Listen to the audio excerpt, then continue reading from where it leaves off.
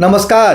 कहानी कलश में आपका हार्दिक अभिनंदन है। और आज से मैं आप लोगों के लिए रेहन पर रघु यह उपन्यास लेकर आ रहा हूं। और यह उपन्यास हिंदी साहित्य के लिए एक महत्वपूर्ण उपन्यास है। साहित्य अकादमी पुरस्कार से सम्मानित है। काशीनाथ सिंह जी का ये उपन्यास है।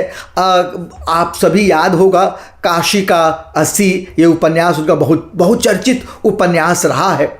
तो मैं सुनाने जा रहा हूँ। वैसे अनेक मुख्य रूप से कहानीकार और उपन्यासकार के रूप में जाने जाते हैं, लेकिन उनकी आलोचनाएं हैं, संस्मरण है, बहुत सारे ऐसे निबंध हैं, साक्षात्कार हैं। तो खैर मैं उन सब की बात नहीं करने जा रहा। मैं रेहन पर रघु की बात करने जा रहा हूँ। तो आइए सबसे सुनते हैं रेहन पर रघु। लेखक काशीनाथ सिंह, साहित्य अकादमी पुरस्कार से सम्मानित यह पुस्तक रेहन पर रघु।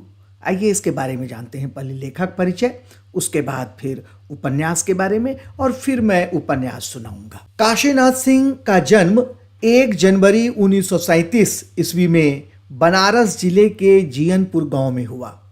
हिंदी साहित्य की 60वीं पीढ़ी के प्रमुख कहानीकार, उपन्यासकार एवं संस्मरण लेखक हैं काशीनाथ सिंह जी।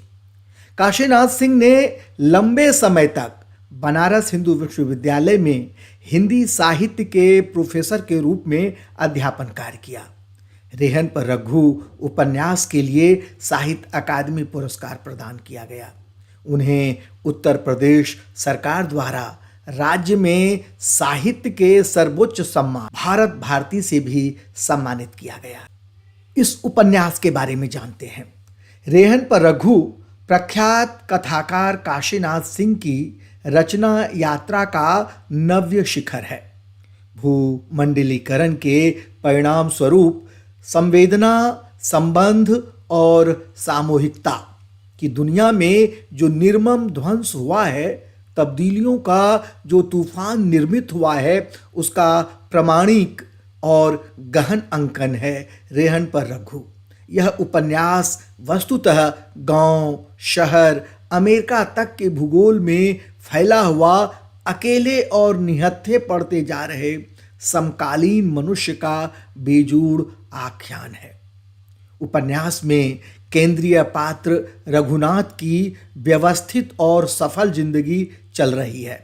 सब कुछ उनकी योजना और इच्छा के मुताबिक। अचानक कुछ ऐसा घटित होता है कि उनके जीवन का अर्जित यथार्थ इतना महत्वाकांक्षी, आक्रामक, हिंस हो जाता है कि मनुष्यता की तमाम सारी आत्मीय, कोमल, अच्छी चीजें टूटने, बिखरने, बर्बाद होने लगती हैं। इस महाबली आक्रांता के प्रतिरोध का जो रास्ता उपन्यास के अंत में अख्तियार किया गया, वह न केवल विलक्षण और अचूक है, बल्कि रेहन पर रघु को यादगार व्यंजनाओं से भर देता है। रेहन पर रघु नए युग की वास्तविकता की बहुस्तरीय गाथा है। इसमें उपभोक्तावाद की क्रूरताओं का विखंडन ही है, और साथ में इसमें शोषित, प्रताड़ित जातियों के सकारात्मक उभार और नई स्त्री की शक्ति एवं व्यथा का दक्ष चित्रांकन भी है। दरअसल रेहन पर रघु में वास्तविकताओं, चरित्रों, लोकेल उपकथाओं आदि का ऐसा सधा हुआ अकाट्य अंतर्गुफन है कि उसे एक प्रौढ़ रचनात्मकता के रूप में दर्ज किया जाना चाहिए। देशज सच्चाइयों, कल्पना, काव्यात्मकता, झीनी दार्शनिकता का सहमेल उपन्यास को मूल्यवान आभा से समृद्ध बनाता है। और ये जो शब्द मैंने आपको पढ़कर सुनाया है, ये अखिलेश जी का है। इस बारे में, इस उपन्यास के बारे में एक बात और कही जा सकती है, और वह है कि यह उपन्यास वस्तुतः गांव, शहर, अमेरिका तक के भूगोल में फैला हुआ है। अकेले और निहत्थे पड़ते जा रहे समकालीन मनुष्य का बेजोड़ आख्यान है। ये इसी उपन्यास के फ्लैप पर जो लिखा हुआ है, इसे मैंने पढ़कर सुनाया है। तो आइए मैं अब आपको ये उपन्यास पढ़कर सुनाता हूँ। और उससे पहले जो काशीनाथ सिंह जी ने लिखा है कि अगर काशी का 80 मेरा नगर था तो रेहन पर रघु मेरा घर है, और शायद आपका भी। तो आइए सबसे पहले करते हैं, एक भाग है, इसे मैं पढ़कर सुनाता हूं। कभी नहीं भूलेगी जनवरी की वह शाम, शाम तो मौसम ने कर दिया था, वरना थी दोपहर। थोड़ी देर पहले धूप थी। उन्होंने खाना खाया था और खाकर अभी अपने कमरे में लेटे ही थे कि सहसा अंधड़। घर के सारे खुले खिड़की दरवाजे भड़भड़ करते हुए अपने आप बंद होने लगे, खुलने लगे। सिटकनी छिटक कर कहीं गिरी, ब्योंड़े कहीं गिरे, जैसे धरती हिल उठी हो, दीवारें कांपने लगी हों। आसमान काला पड़ गया और चारों ओर घुप अंधेरा। वे उठ बैठे। आंगन और लॉन बड़े बड़े ओलों और बर्फ के पत्थरों से पट गए और बारजे की रेलिंग टूटकर दूर जा गिरी। धड़ाम। उसके बाद जो मूसलाधार बारिश शुरू हुई तो वह पानी की बूंदें नहीं थी, जैसे पानी की रस्सियां हों जिन्हें पकड़कर कोई चाहे तो वहां तक चला जाए जहां से ये छोड़ी या गिराई जा रही हों। बादल लगातार गड़गड़ा रहे थे, दूर नहीं सिर के ऊपर जैसे बिजली तड़क रही थी, दूर नहीं खिड़कियों से अंदर आंखों में। 71 साल के बूढ़े रघुनाथ भौचक, यह अचानक क्या हो गया, क्या हो रहा है? उन्होंने चेहरे से बंदर टोपी हटाई, बदन पर पड़ी रजाई अलग की और खिड़की के पास खड़े हो गए। खिड़की के दोनों पल्ले गिटक के सहारे खुले थे और वे बाहर देख रहे थे। घर के बाहर ही कदम का विशाल पेड़ था, लेकिन उसका पता नहीं चल रहा था। अंधेरे के कारण, घनघोर बारिश के कारण छत के डाउन पाइप से जलधारा गिर रही थी और उसका शोर अलग से सुनाई पड़ रहा था। ऐसा मौसम और ऐसी बारिश और ऐसी हवा उन्होंने कब देखी थी? दिमाग पर जोर देने से याद आया। 60-62 साल पहले वे स्कूल जाने लगे थे। गांव से 2 मील दूर मौसम खराब देखकर मास्टर ने समय से पहले ही छुट्टी दे दी थी। वे सभी बच्चों के साथ बगीचे में पहुंचे ही थे कि अंधड़ और बारिश और अंधेरा। सबने आम के पेड़ों के तने की आड़ लेनी चाहिए, लेकिन तूफान ने उन्हें तिनके की तरह उड़ाया और बगीचे से बाहर धान के खम्भियों में ले जाकर पटका। किसी के बस्ते और किताब कापी का पता नहीं। बारिश की बूंदें उनके बदन पर गोली के छर्रों की तरह लग रही थीं और वे चीख चिल्ला रहे थे।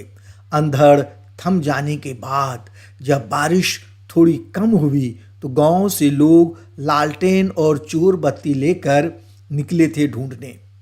यह एक हादसा था, और हादसा न हो तो जिंदगी क्या। और यह भी एक हादसा ही है कि बाहर ऐसा मौसम है और वे कमरे में हैं। कितने दिन हो गए बारिश में भीगे, कितने दिन हो गए लू के थपेड़े खाए, कितने दिन हो गए जेठ के घाम में झुलसे, कितने दिन हो गए अंजोरिया रात में मटर गश्ती किए, कितने दिन हो गए ठंड में ठिठुर कर दांत किटकिटाए। क्या ये इसलिए होते हैं कि हम इनसे बच के रहें, बचा के चलें, या इसलिए कि इन्हें भोगें, इन्हें जिएं, इन्हें इनसे दोस्ती करें, बतियाएं, सिर माथे पर बिठाएं? हम इनसे ऐसा व्यवहार कर रहे हैं जैसे ये हमारे शत्रु हैं। क्यों कर रहे हैं ऐसा? क्यों? इधर एक अरसे से रघुनाथ को लग रहा था कि वह दिन दूर नहीं जब वे नहीं रहेंगे और यह धरती रह जाएगी। वे चले जाएंगे और इस धरती पर वैभव, इसका ऐश्वर्य, इसका सौंदर्य, ये बादल, ये धूप, ये पेड़ पौधे, ये फसलें, ये नदी नाले, कछार, जंगल, पहाड़ और ये सारा कुछ यहीं छूट जाएगा। वे यह सारा कुछ अपनी आंखों में बसा लेना चाहते हैं, जैसे वे भले चले आए जाएं, आंखें रह जाएंगी, त्वचा पर हर चीज की थाप सोख लेना चाहते हैं, जैसे त्वचा कैंचुल की तरह यहीं छूट जाएगी और उसका स्पर्श उन तक पहुंचाती रहेंगे। उन्हें लग रहा था कि बहुत दिन नहीं बचे हैं उनके जाने में। मुमकिन है वह दिन कल ही हो, जब उनके लिए सूरज ही न उगेगा तो जरूर, लेकिन उसे दूसरे देखेंगे, वे नहीं। क्या यह संभव नहीं कि वे सूरज को बांध के अपने साथ ही लिए जाएं? न वह रहे, न उगे, न कोई और देखे, लेकिन एक सूरज समूची धरती तो नहीं। वे किस किस चीज को बांधेंगे और किस किस को देखने से रोकेंगे? उनकी बाहें इतनी लंबी क्यों नहीं हो जाती कि वे उसमें सारी धरती समेट लें और मरे या जिए तो सबके साथ।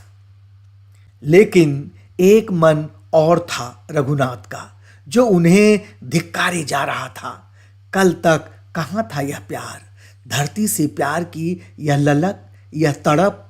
कल भी यही धरती थी, ये ही बादल, आसमान, तारे, सूरज, चांद थे, नदी, झरने, सागर, जंगल, पहाड़ थे, ये ही गली, मकान, चौबारे थे।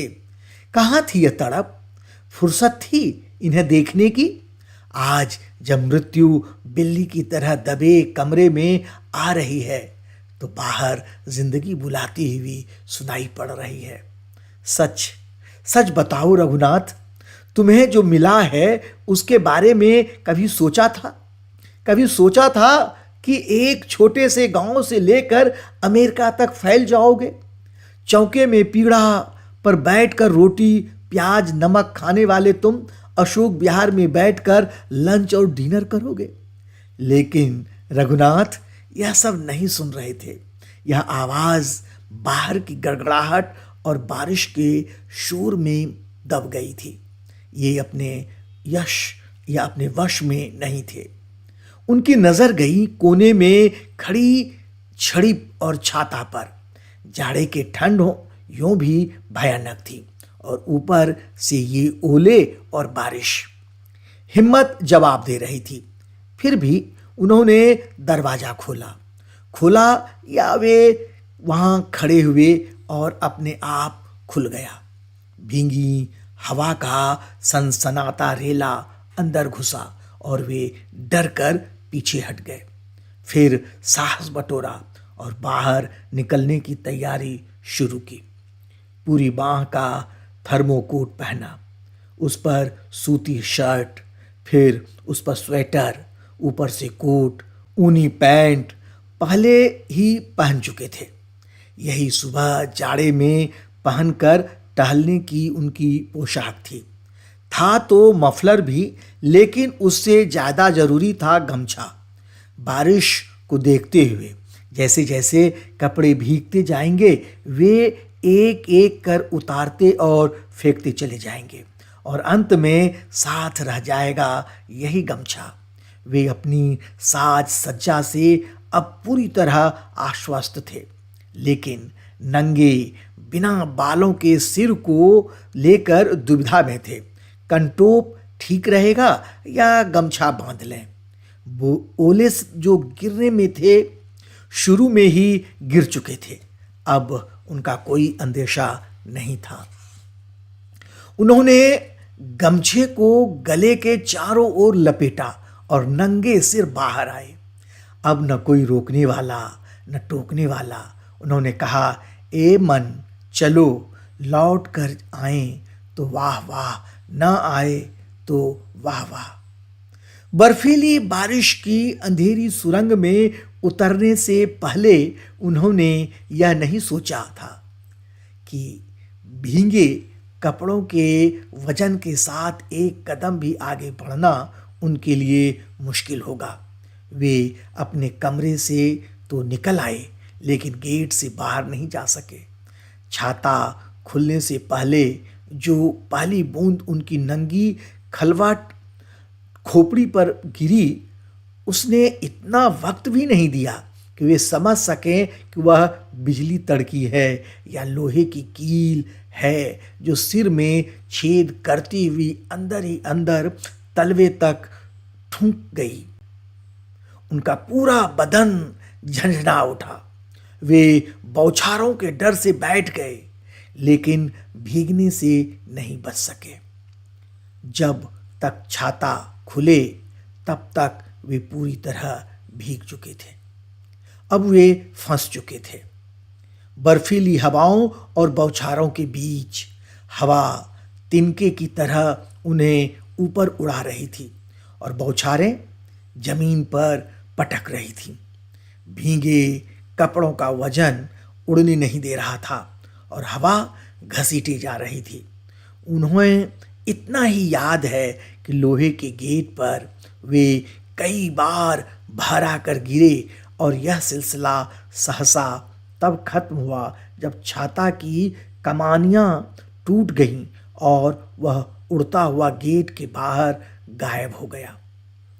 अब उन्हें ऐसा लग रहा था जैसे हवा जगह जगह से नोच रही हो और पानी दाग रहा हो जलते हुए सूजे से।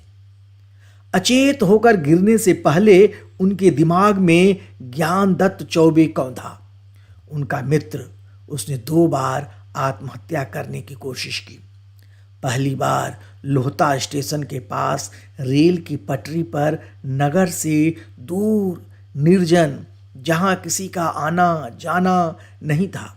समय उसने सामान्य पैसेंजर या माल गाड़ी का नहीं, एक्सप्रेस या मेल का चुना था कि जो होना हो खट से हो, पलक झपकते, ताकि तकलीफ ना हो। वह पटरी पर लेटा ही था कि मेल आता दिखा। जाने क्यों उसमें जीवन से मोह पैदा हुआ और उठकर भागने को हुआ कि घुटनों के पास से एक पैर खचाक। यह मरने से ज्यादा बुरा हुआ। बैसाखियों का सहारा और घर वालों की गालियां और दुत्कार। एक बार फिर आत्महत्या का जुनून सवार हुआ उस पर। अब की उसने सिवान का कुआं चुना। उसने बैसाखी फेंक छलांग लगाई और पानी में छपाक की बरोह पकड़ में आ गई। 3 दिन बिना खाए पिए भूखा चिल्लाता रहा कुएं में और निकला तो दूसरे टूटे पैर के साथ। आज वही ज्ञानदत्त, बिना पैरों का ज्ञानदत्त, चौराहे पर पड़ा भीख मांगता है। मरने की ख्वाहिश ने उसे कहीं का नहीं छोड़ा, मगर यह कमबख्त ज्ञानदत्त उनके दिमाग में आया ही क्यों? वे मरने के लिए तो निकले नहीं थे, निकले थे बूंदों के लिए, ओले के लिए, हवा के लिए। उन्होंने नतीजा निकाला कि जीवन के अनुभव के जीवन बड़ा है। इस वाक्य को फिर से सुनिए। उन्होंने नतीजा निकाला कि जीवन के अनुभव से जीवन बड़ा है। जब जीवन ही नहीं तो अनुभव किसके लिए? पहला भाग समाप्त। धन्यवाद। उपन्यास आपको अच्छा लगा है तो आप जरूर कमेंट्स बॉक्स में कमेंट्स कर बताइएगा कि आपको यह उपन्यास कैसा लगा। बहुत बहुत धन्यवाद।